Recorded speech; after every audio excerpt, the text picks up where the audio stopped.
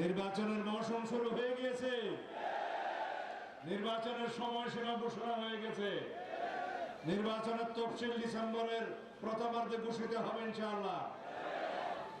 এখন আপনারা প্রতি ঘরে ঘরে যাবেন, ধানের শীষের পক্ষে সালাম দিবেন।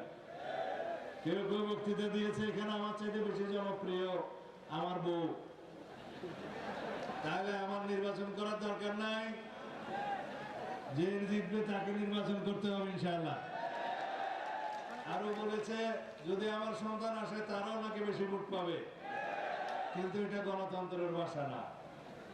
গণতন্ত্রের ভাষা হচ্ছে মানুষ যাকে পছন্দ করবে প্রার্থী হিসেবে সে নির্বাচন করবে, মানুষ যাকে পছন্দ করে ভোট দিবে সে নির্বাচিত হবে।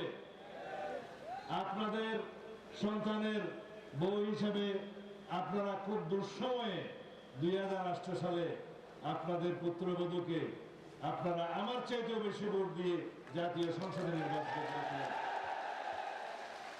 সেই কৃতজ্ঞতা, সেই ঋণ আমরা সারা জীবন স্বীকার করি।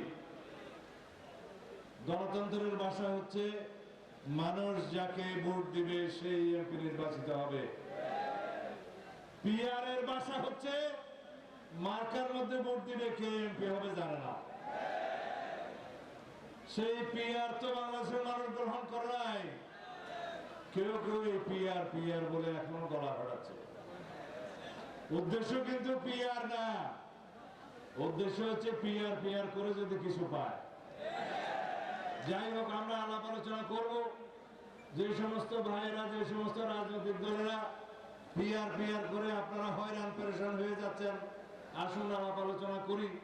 আপনাদের কি দাবি দেওয়া আছে সে সমস্ত আমরা শুনবো এবং আমরা গণতন্ত্রকে প্রতিষ্ঠা করব।